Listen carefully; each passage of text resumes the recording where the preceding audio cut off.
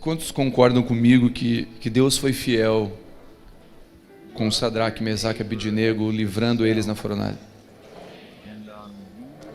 Vocês concordam que Deus também foi fiel com Daniel, quando ele entrou na cova dos leões famintos? Verdade, sim ou não? Amém. Mas eu faço uma pergunta: Deus não foi fiel com João Batista enquanto ele morria com pedradas? Com Estevão enquanto morria com pedradas? O João Batista, quando morria decapitado, foi fiel ou não foi? O nosso padrão de fidelidade, o padrão de fidelidade da igreja brasileira, da igreja latina, é um padrão de fidelidade que Deus faz o que eu quero. E o padrão de fidelidade de Deus é: eis que estarei contigo todos os dias. Eu vou estar contigo. Por que aqueles irmãos que são decapitados lá na Síria, no Oriente Médio, para não negar a fé, por que eles, você vê a expressão no rosto deles enquanto eles vão ser decapitados? Por que eles estão com uma expressão serena? Porque Deus está ali, porque Jesus está ali. Então Ele é fiel. A fidelidade de Deus não está quando tudo dá certo, está quando Ele está. E se você convidar para Ele estar, Ele cumpre o que Ele diz: eis que estarei convosco até a consumação dos séculos. E ainda que você ande pelo vale da sombra da morte, você não precisa temer, porque eu estarei contigo. Nem tudo vai dar certo, mas o Evangelho não é Evangelho porque dá certo. Ele é Evangelho porque já deu certo. O que Jesus fez na cruz já valeu, já remiu o meu, a minha e a tua vida. Já valeu, já foi feito. O Evangelho hoje, por muitos é pregado um Evangelho que eu chamo de Evangelho Tabajara, que vai dar tudo certo. Não, não vai dar. E as pessoas vêm na igreja e são decepcionadas com Deus e depois não querem mais vir. Sabe por quê? Porque prometeram coisas que Deus não promete. Quero dizer uma coisa para você que talvez está visitando a gente aqui. Prometo para você que se você seguir Jesus, vai ter um monte de problema. Prometo para você, em nome de Jesus, que se você seguir Jesus, você vai ter muita aflição. Nenhum amém. Prometo para você que se você seguir Jesus, os problemas vão bater a porta da sua casa. A enfermidade pode bater a porta da sua casa. Prometo para você que as lutas existirão, mas eu também prometo para você que Ele é fiel e não vai deixar você. Ele não é homem que minta, nem filho de homem para que se arrependa.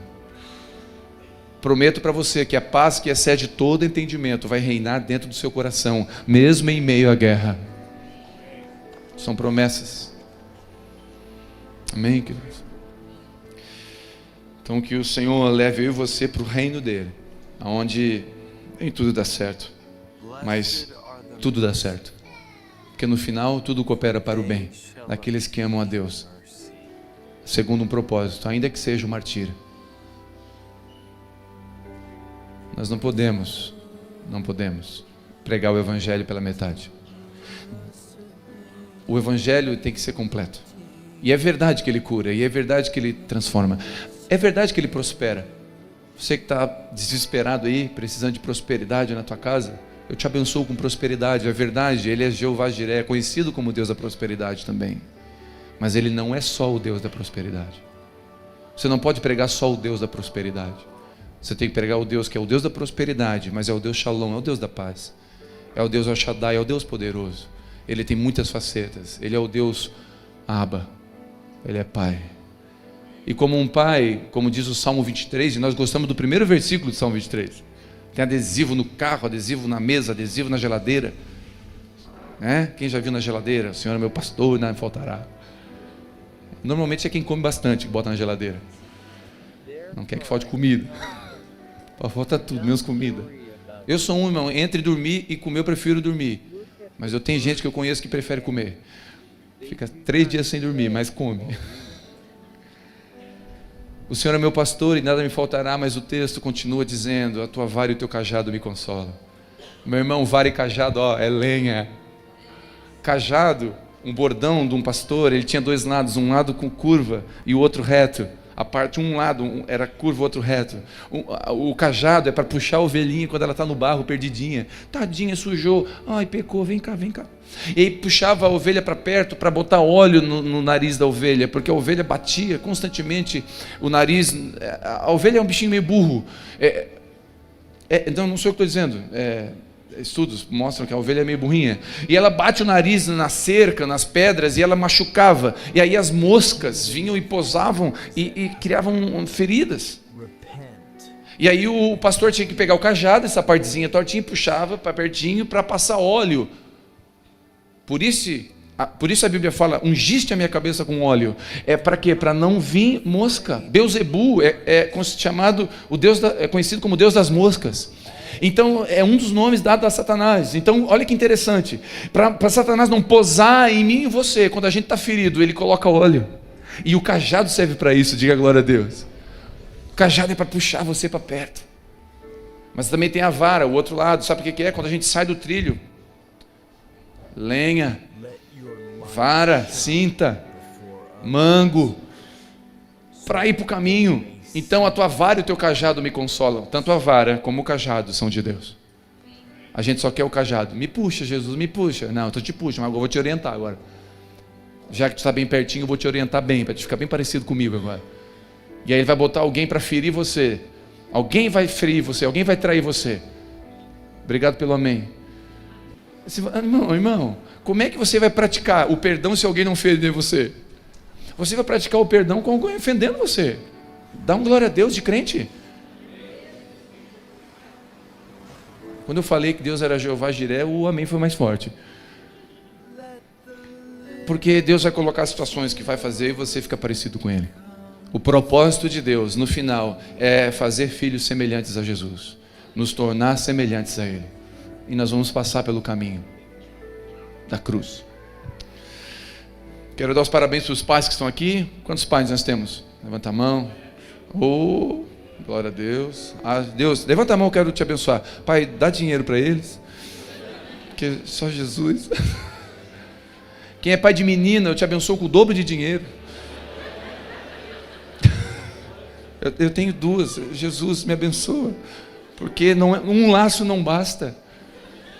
São vários laços de várias cores que eu combino com vários sapatos.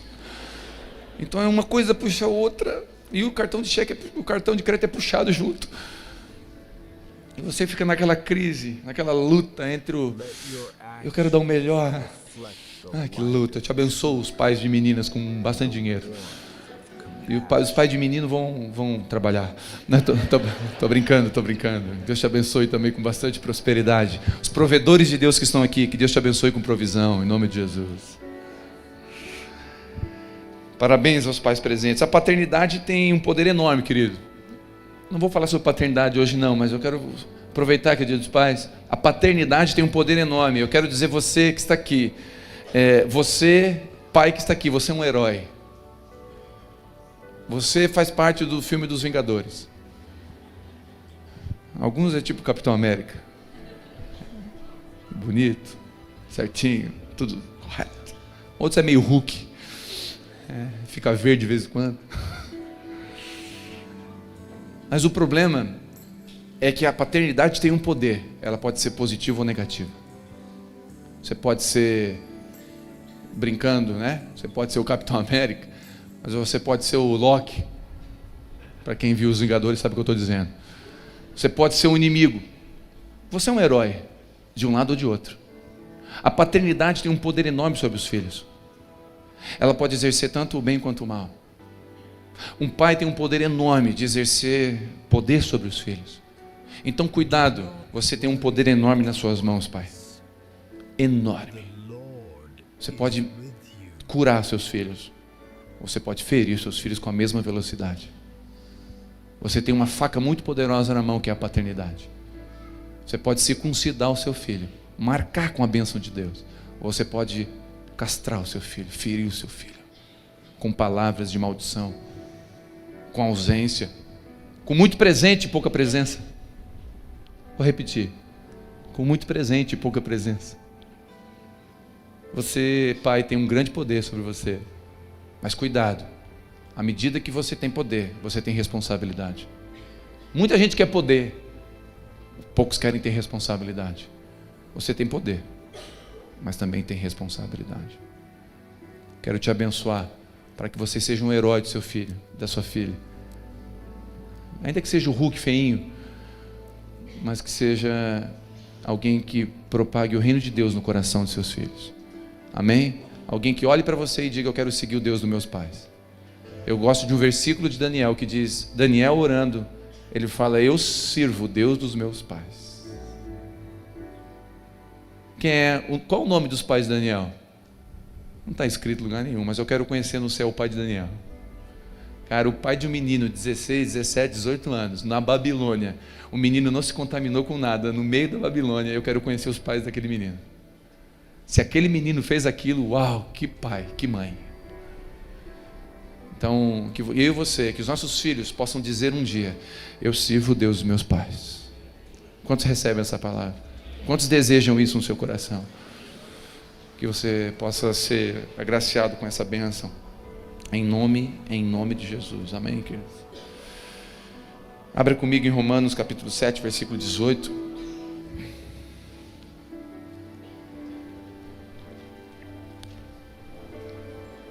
Aleluia. Aleluia.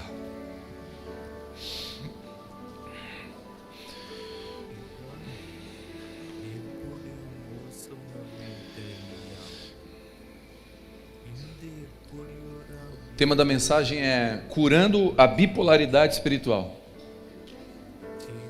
Vou repetir: curando a bipolaridade espiritual. Tem gente que é bipolar espiritualmente. Você vai ver que talvez você se identifique aqui. Romanos capítulo 7, versículo 18. Porque eu sei que em mim, isto é, na minha carne, não habita bem algum. Porquanto o querer o bem está em mim, mas o efetuar o bem não está. Pois não faço o bem que quero, mas o mal que não quero, esse eu faço. Assim, de leve. Quem se identifica um pouquinho aqui? Só levanta a mão assim para não passar muita vergonha. Sim. O bem que está em mim, Paulo está dizendo, existe uma guerra dentro de mim. O bem que está em mim, aquilo que eu quero fazer, eu quero orar, eu quero jejuar. Você sai de um culto de domingo, às vezes assim, essa semana eu vou jejuar. Já era, não jejuou. Passou, perdeu. Eu vou começar a ler a Bíblia, vou virar o ano, tem gente que vai aquelas provas, vou ler a Bíblia toda, já foi.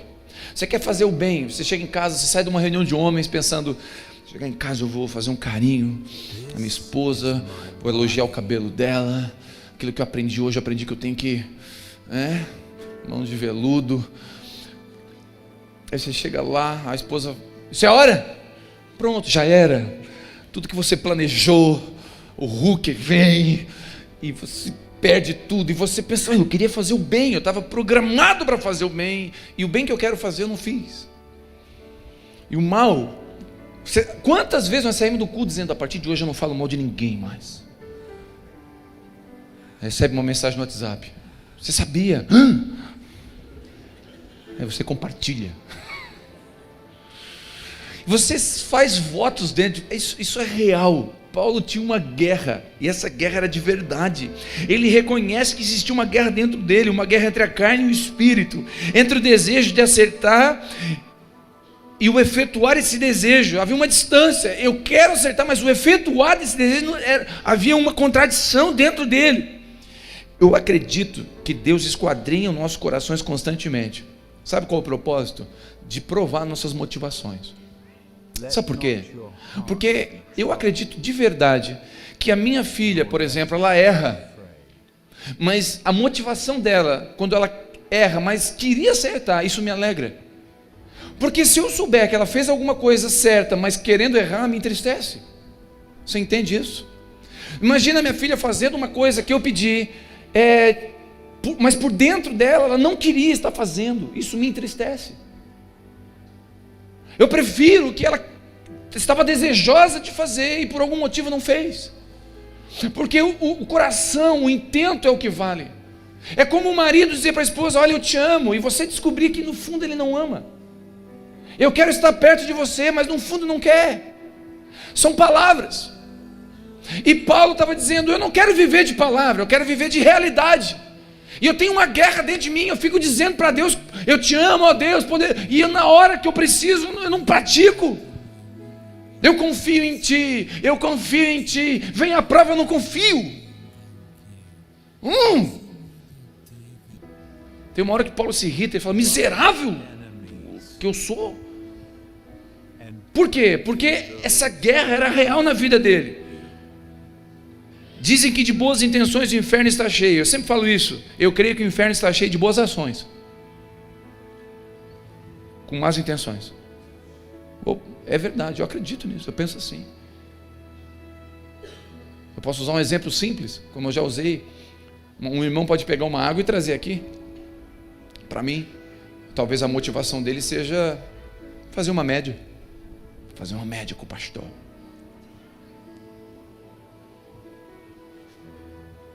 Quem conhece a motivação do coração dele? A atitude foi boa, sim ou não? Mas a motivação errada. Então Deus pesa as motivações. Deus entende o coração, Ele esquadrinha o teu coração, querido. E você pode enganar o pastor, pode botar roupa de crente. A Bíblia não fala da roupa de crente, mas pode botar roupa de ver Deus, sei lá. Você pode fazer o que você quiser, botar cara de pastor e vir no culto, e aleluia, glória a Deus. Mas Deus entende, Deus conhece o seu coração, e Ele sabe do seu desejo de acertar ou não. Quantos estão entendendo isso? A Vivi, uma vez, ela estava lecionando, dando aula para umas crianças, né? E tinha um menino lá que ele errava o 7. Quando ele fazia o 7, ele fazia o contrário. O 7 ele não acertava. 1, 2, 3, 4, 5, 6, 7 ele fazia o contrário. E os amiguinhos dele riam dele. O 7 torto. O 7 torto. E ficavam zoando dele. E a Vivi ia corrigir a tarefa. Chegava na mesa dele: olha ali, o 7 dele, o 7. Faz o 7, ele fazia o 7 errado no quadro. Ele errava o 7 ele não acertava. E aí a Vivi foi corrigir as tarefas dos outros que estavam rindo do 7 dele. Eles não fizeram. Eles sabiam fazer o 7, mas não fizeram. Eles sabiam como fazer, mas não fizeram. Eles sabiam que era para ser feito, mas não fizeram. Eles sabiam que era para perdoar, mas não perdoaram. Eles sabiam que era para ajudar o próximo, mas não ajudavam. Eles sabiam que era para interceder pelos inimigos, mas não intercediam. Ele sabia que era para cuidar da esposa, mas não cuidava. E estava rindo do outro que estava querendo cuidar, mas cuidava errado. Estava querendo acertar, mas errava. Então, queridos, a Vivi contou para mim que ela ficou com o coração inclinado, compadecido do menino, e ficou com raiva dos outros que sabiam fazer o 7. Sabe o que acontece? Nós muitas vezes rimos de quem erra, querendo acertar. E nós sabemos o que fazer e não fizemos. Deus está olhando isso no nosso coração. Você sabe como fazer? Faz. Eu nem vi, eu não sei quem é a cantora, mas sei que rolou aí um boo aí de uma cantora evangélica que eu nunca ouvi falar, que é sei que está usando droga. E aí foi um frenesi. Irmão, se ela errou o 7, se ela quis acertar, qual o problema? Por que ela entrou na droga? Você sabe. Você sabe por quê? Sabe como foi a vida dela? Conhece? Não. Então não julga. Posso ouvir um amém? A igreja não é tribunal, a igreja é hospital. E se ela errou, ela vai ter consequências disso. Amém? Errou, senta no banco, não ministra mais. Vamos pastorear, vamos cuidar, vamos tirar carrapato.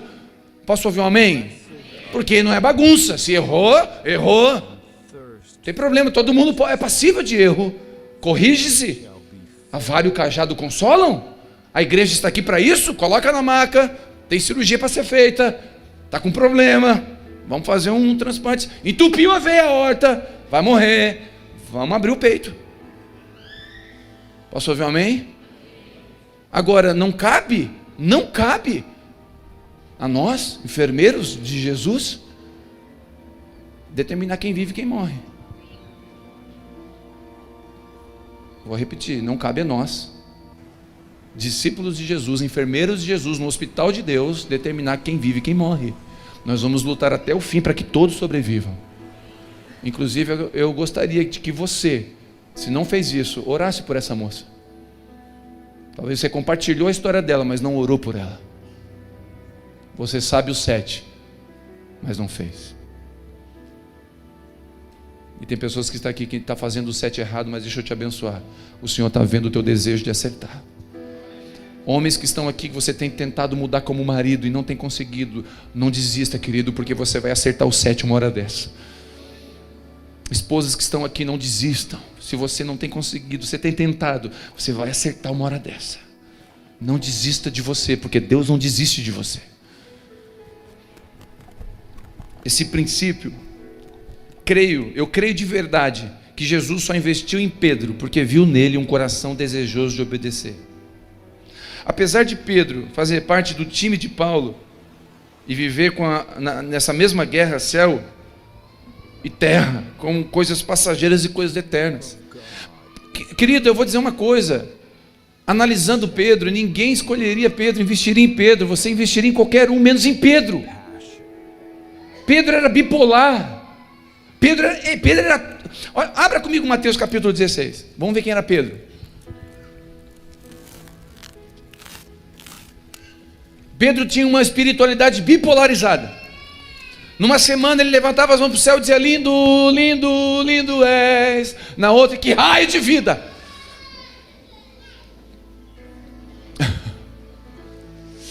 Numa semana ele estava lá: Jesus, quão lindo. Na outra, tu não existe. Essa desgraça dessa prego que tu me deu. Pedro, ele tinha um negócio. Ele era usado por Deus, usado pelo diabo na mesma velocidade. Eu vou provar para você. Mateus capítulo 16, versículo 16. Olha o que diz. Respondeu Pedro: tu és o Cristo, filho do Deus vivo. Aleluia. Diga um aleluia de crente. Aleluia. Ei, que coisa linda essa revelação. Olha o que Jesus respondeu: bem-aventurado és tu, Pedro, Simão, filho de Barjonas, porque não foi carne e sangue que te revelou, mas meu Pai que está nos céus. Gente, olha que loucura. O céu, o Deus Criador, vem no coração de Pedro e revela quem é Cristo. Cristo estava perguntando: quem vocês dizem que eu sou? Pedro falou: tu é o Filho do Deus vivo. E Jesus, uau! Não, foi uau que ele falou, é versão atualizada. Ele falou, top, não, top não. Glória a Deus, não. Muito bom, Pedro. Não foi o céu que te revelou, Pedrão. Queridos, na sequência, o versículo 22, 4 versículos para frente, 5 versículos, ele pula, olha o que acontece. E Pedro, tomando Jesus à parte, começou a repreender Jesus. O mesmo Pedro que foi para o monte, viu o galinho acender. O mesmo Pedro que profetizou. O mesmo Pedro assim, crente, top. O mesmo Pedro que estava jejuando, falando em língua estranha, voando com Jesus. O mesmo Pedro agora chama Jesus de lado e fala, ele repreendeu dizendo: tenha Deus compaixão de ti, Senhor, isso não vai te acontecer de modo algum. Jesus falou: eu vou morrer. E Pedro falou: de jeito nenhum, tu não vai morrer. Jesus, porém, voltando-se, disse a Pedro: para trás de mim, Satanás. Ô irmão aqui entre nós, que pancada. Tu imagina, né, você conversando com seu pastor, fala numa conversa, num bate-papo na ceia, e você fala: pastor, eu acho que a Bíblia diz isso. Muito bom, irmão, foi Deus que te revelou. 3 minutos depois o pastor vira para você: Satanás. Tu tem noção do tamanho da pancada que Pedro levou aqui?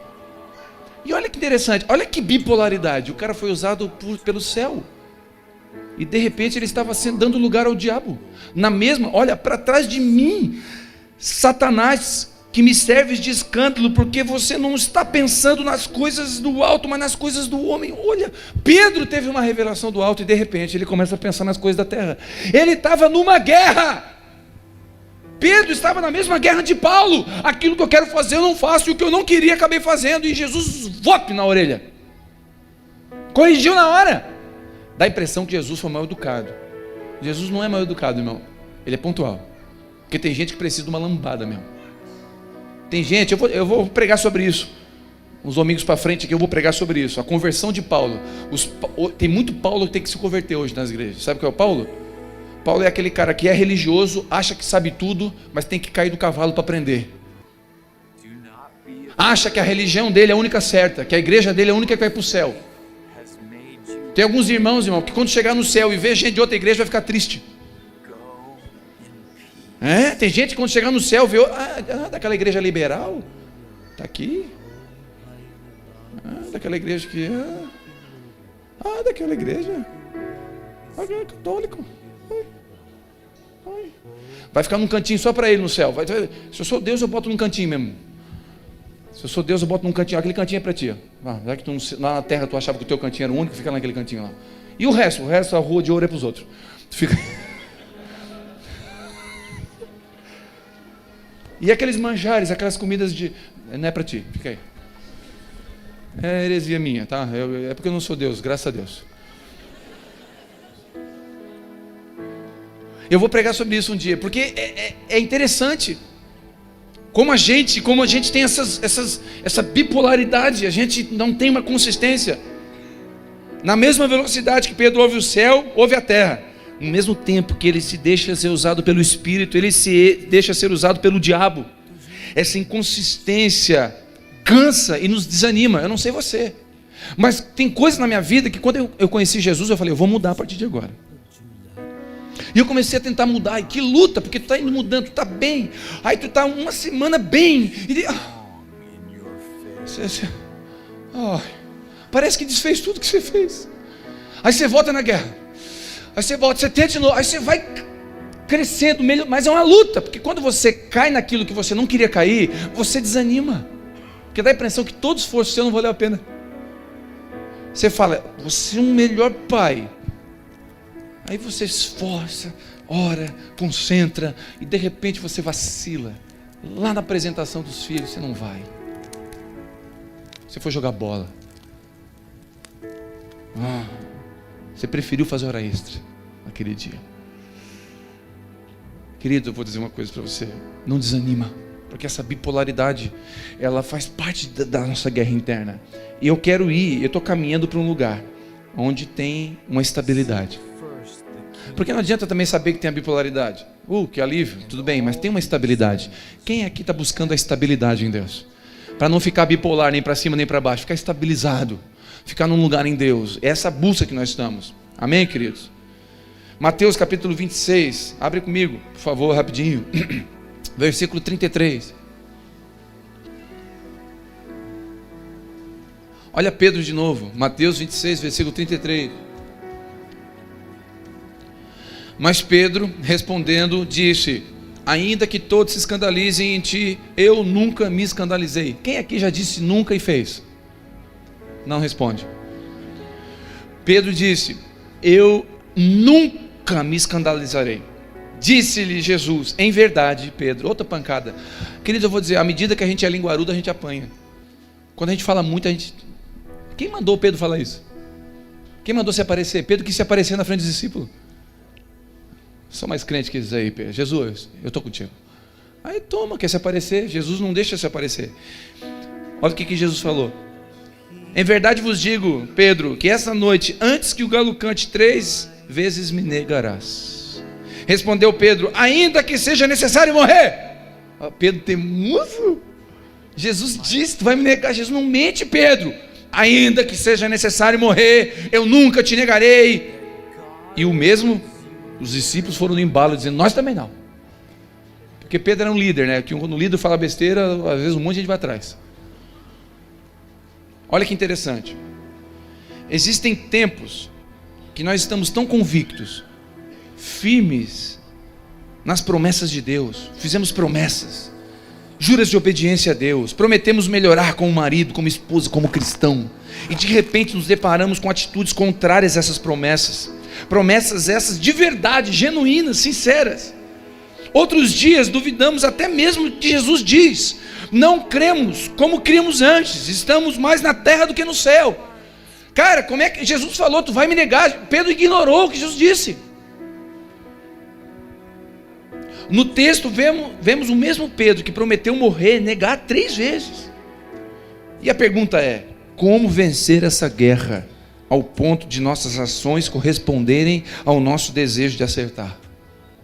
Vou fazer a pergunta de novo. Como vencer essa guerra ao ponto das nossas ações corresponderem ao nosso desejo de acertar? Como dar respaldo àquilo que confessamos com o que praticamos? Deixa eu fazer uma pergunta para você pensar o resto da semana. Isso aqui é para você beber sem moderação. 2 horas por dia, um comprimido. Se você fosse acusado de ser cristão, haveria provas contra você?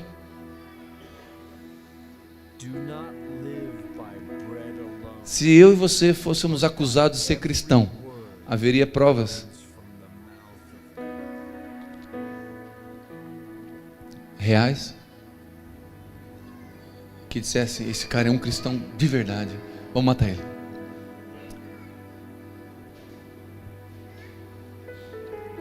Jesus tem a resposta de como atingimos a estabilidade, e essa resposta está no próprio texto de Mateus capítulo 16, volta lá, por favor.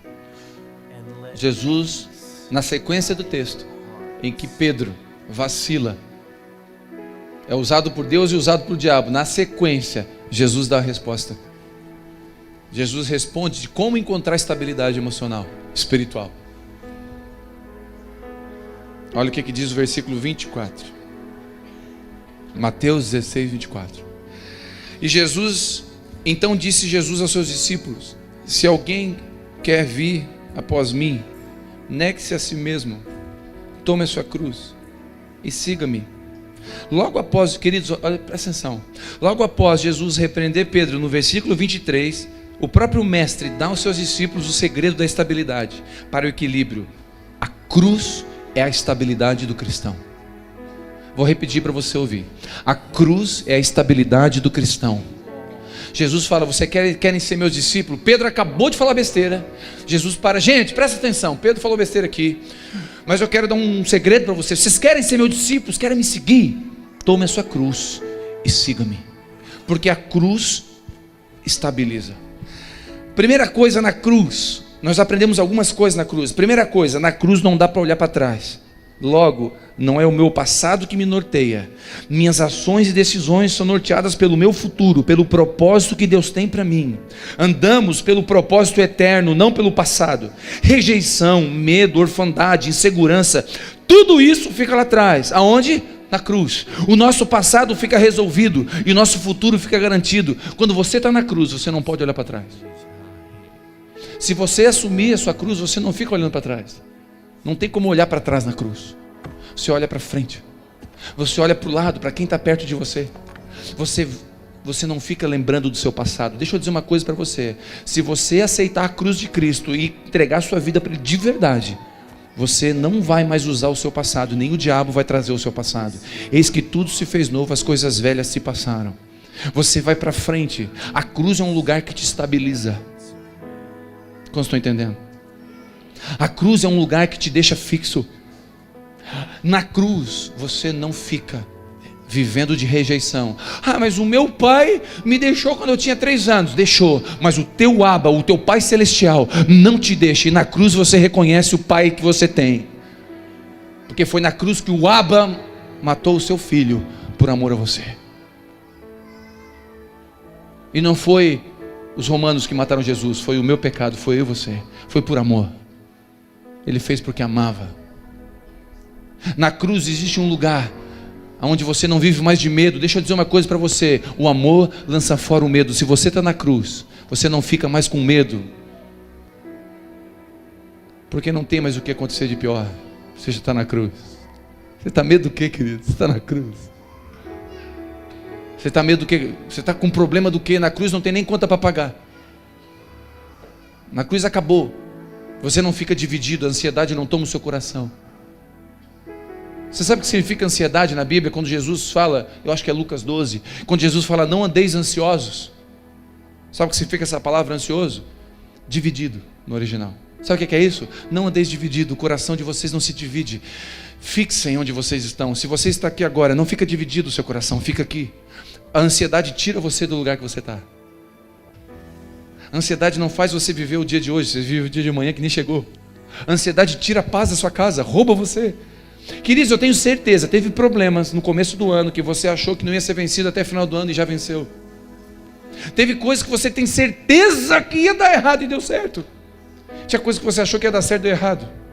90%, escuta, isso é números, tá? Não sou eu que estou dizendo. 90% dos nossos temores não acontecem. Vou repetir, 90% dos nossos temores não acontecem. O filho vai viajar, a mãe fica andando de joelho no chão.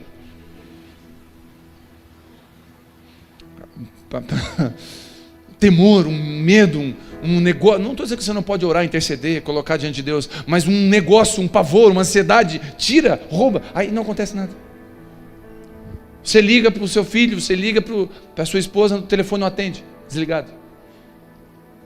Aí você ouve no rádio, tem um acidente, aconteceu grave, na rua tal, ela ia passar por lá. Aí você começa a se atribular e você já se divide. Você estava concentrado numa coisa, perdeu, dividiu. Teu coração já, não ficou um monobloco. Você estava dividindo, agora acabou. Seu coração já está lá, os seus olhos estão aqui, sua mente está lá. Você já está, já não trabalha mais, já não ora mais, acabou-se. Chegou um boleto. Esse boleto não estava previsto.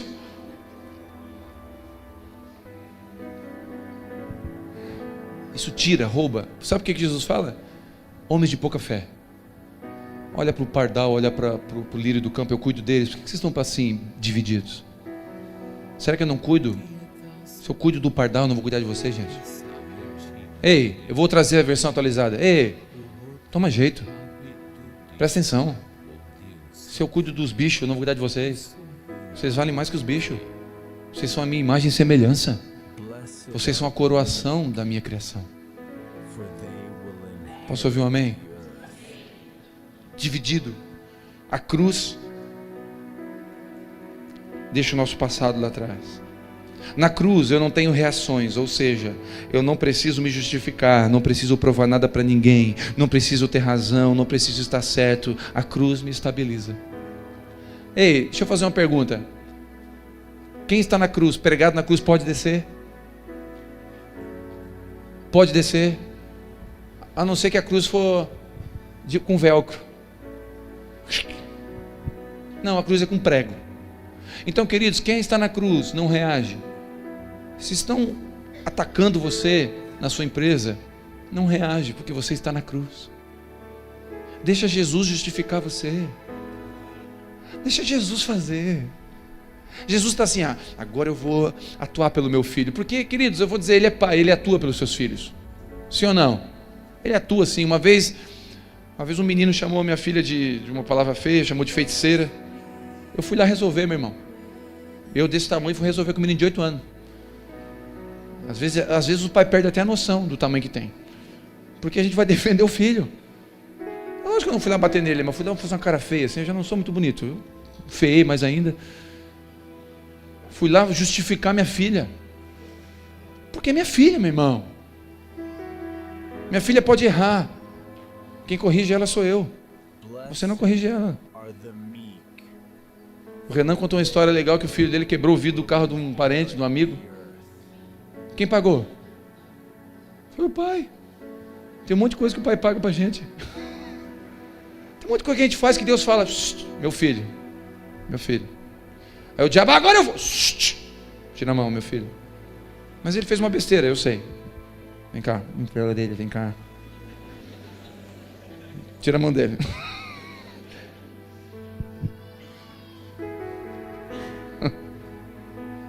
Na cruz, você não tem reação. Eu quero te abençoar em nome de Jesus, como uma pessoa que não tenha reações, mas ações.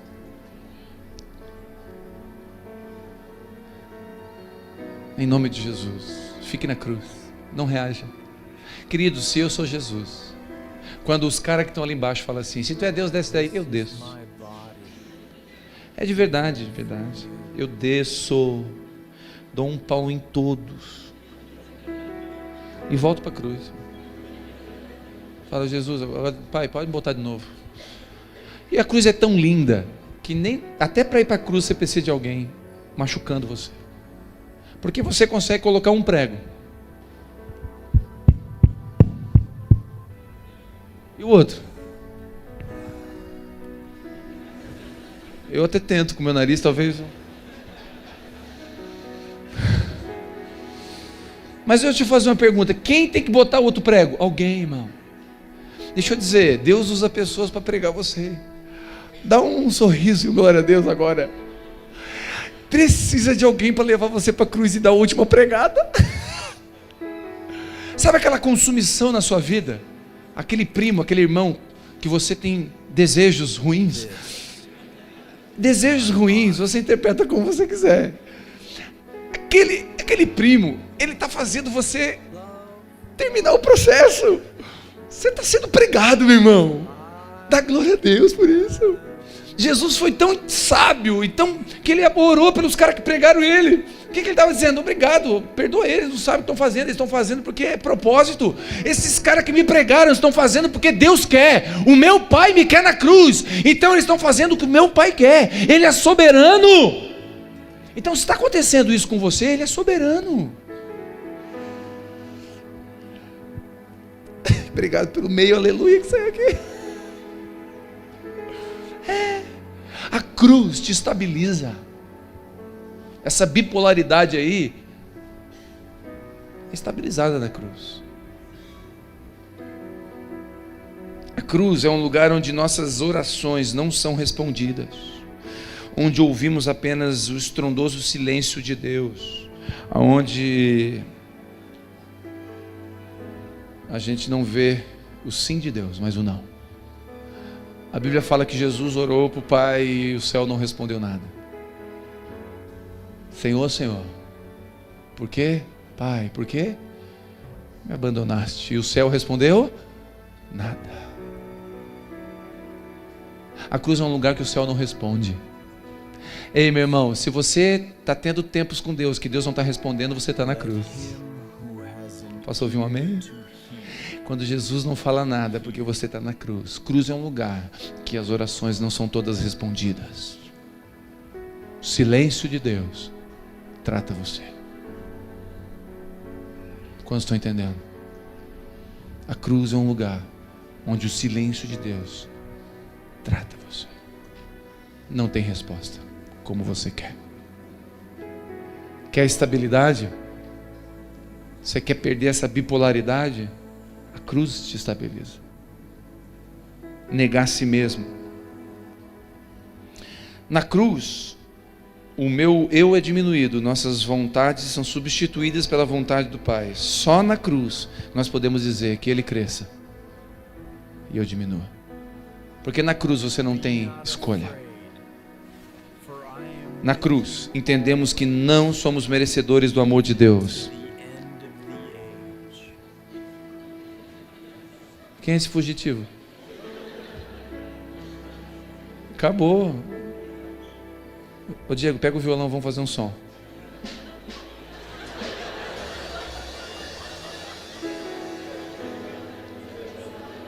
Tá filmando isso aí? Não edita, tá? Deixa assim. Famoso esse menino. Deus vai fazer ele famoso nas nações. Que ousadia!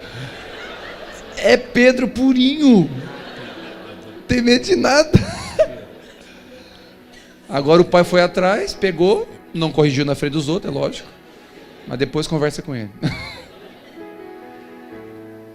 Volta para cá. A cruz, nós entendemos que não somos merecedores da graça.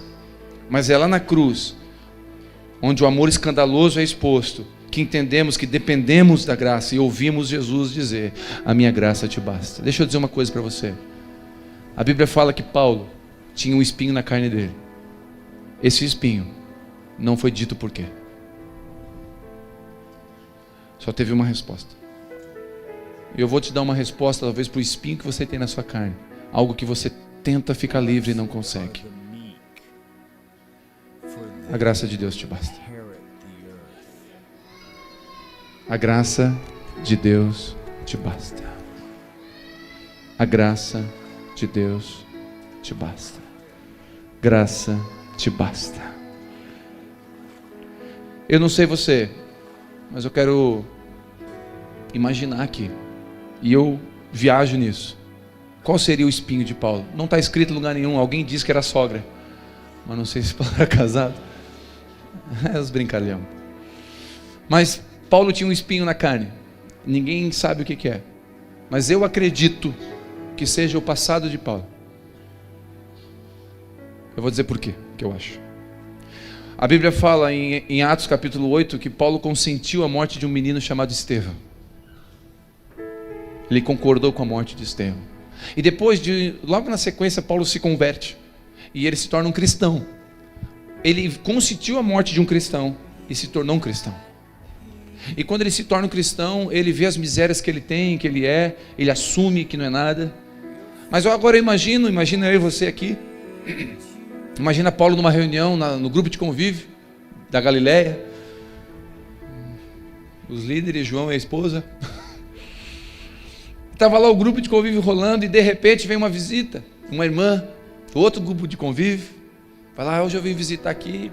E a irmã e o grupo de convívio começam a orar. E isso já passou 10 anos. Paulo está crente, com os irmãos, firme na fé. E aí uma irmã levanta em oração e fala assim: Senhor, quanta saudade eu tenho do meu filho Estevão. Desde que ele partiu, eu não sou mais a mesma, Senhor. Sara o meu coração que ainda chora. E Paulo ouvindo essa oração. O passado de Paulo tinha muito sangue de gente inocente. E eu acredito que isso não tinha como tirar, porque a gente não esquece. Tem coisas do meu e do teu passado que pode ser um espinho, que todas as vezes que você lembra, você diz: se eu pudesse, eu apagava. Mas eu não consigo. Se eu pudesse voltar atrás, eu voltava. Mas eu não posso. Uma hora dessa, Jesus olha para mim e para você e diz: a minha graça. A minha graça. A minha graça te basta. Deixa o teu passado na minha mão, a minha graça te basta. Fica na cruz, não olha para trás, a minha graça te basta. Deixa eu matar você na cruz, porque a minha graça te basta. Deixa eu perdoar você, porque a minha graça te basta. A cruz te estabiliza. A cruz te deixa num lugar. Pedro encontrou estabilidade, o equilíbrio na cruz. E eu quero ler alguns versículos, não precisa abrir, eu só quero que você preste bem atenção.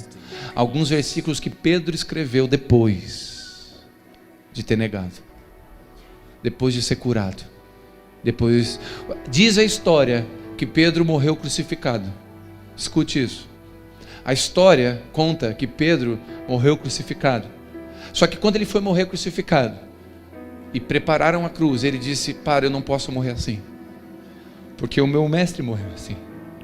Eu não sou digno de morrer como ele. Eu quero ser crucificado de cabeça para baixo.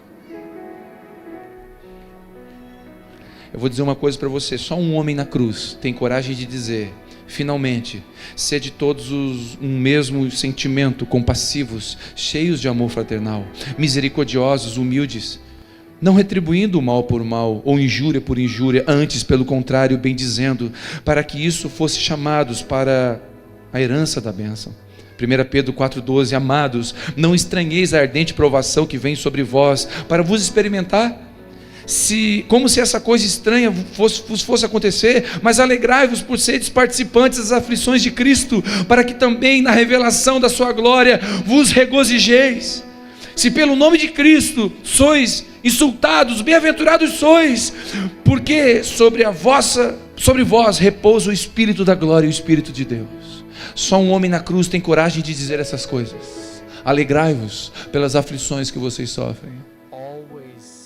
Queridos, eu vou dizer uma coisa para você: não alegrai-vos porque está tudo certo, alegrai-vos porque o Senhor está com vocês nisso tudo. Minha oração essa noite é: vamos abraçar a cruz, abraçar o chamado que Deus deu para nós, as provas, os desertos, os nãos, assim como o Pai disse nãos para Jesus. Vamos clamar pela graça, queridos, que essa noite nós possamos chamar pela presença dEle que transforma. Eu vou dizer uma coisa para você: Jesus transforma. Eu vou dizer uma coisa para você: Jesus transforma. Ele tem poder de tirar essa bipolaridade do seu coração e fazer de você aquilo que você tem buscado ser. Ele tem poder de transformar você. Ele tem poder, não se importa. Ele não se importa se você tem acertado, e Ele quer saber se você quer acertar. A minha pergunta essa noite não é se você tem acertado, é se você quer acertar. A pergunta do Espírito Santo para mim e para você não é se você tem acertado, é se você quer acertar. Você é o alvo da graça. E ela te acerta, Pedro. Você é o alvo da graça. Ele te acerta, Pedro. Assim como Jesus na cruz. Vamos entregar nossa vida, nosso espírito. O que Jesus falou na cruz? Em tuas mãos entrego. Em tuas mãos entrego. Entrega a tua vida de uma vez por todas. Para de lutar. Para de guerrear. A minha oração essa noite é que Ele liberte você de você mesmo. Que Ele liberte eu de mim mesmo. E que Ele venha e faça morada em mim, para que essa bipolaridade vá embora e eu me estabilize. E o meu coração seja um só sempre. Eu te abençoo para que você seja, ouça a voz do céu dizendo revelações, mas que Satanás não fale ao seu coração. Que você seja usado por Deus, mas não pelo diabo. Que você seja um homem usado por Deus na sua casa, mas não pelo diabo. Que você seja estabilizado essa noite. Em nome de Jesus. Feche seus olhos onde você está, eu quero orar com você. Em nome de Jesus. Você que deseja essa estabilidade, você que está cansado dessa instabilidade, você que não aguenta mais esse negócio de estar bem numa semana e estar mal na outra, não aguenta mais esse negócio de acreditar em Deus, na promessa de Deus. E queridos, tem pessoas que estão aqui, que Deus chamou você para algumas coisas. Deus deu um chamado na sua vida e você está lutando por quê? Numa semana você acredita no chamado, na outra você não acredita. Numa semana você quer ir para o céu, na outra você quer viver na terra o resto da vida. Numa semana você quer que o Senhor te encha, na outra você quer só curtir.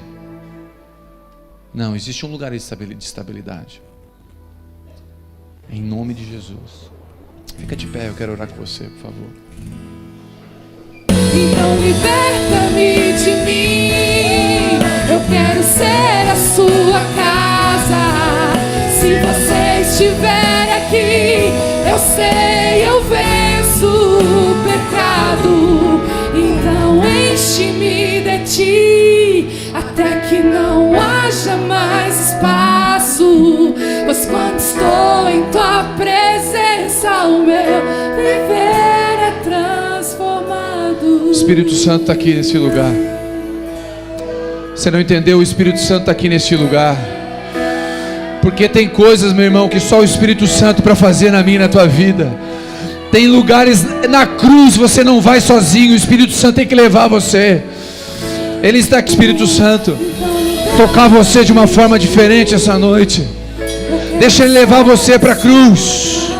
Deixa Ele levar você para o lugar que Ele quer levar você. Você não é isso que você é. Ele tem algo novo para fazer em você. Só que Ele precisa libertar você de você mesmo, dessa ruindade toda, dessa instabilidade, dessa bipolaridade. E só tem um lugar. É nele. É na presença dEle. É com o Espírito de Deus. Não tem uma pessoa na Bíblia que passou por Jesus que não foi transformado.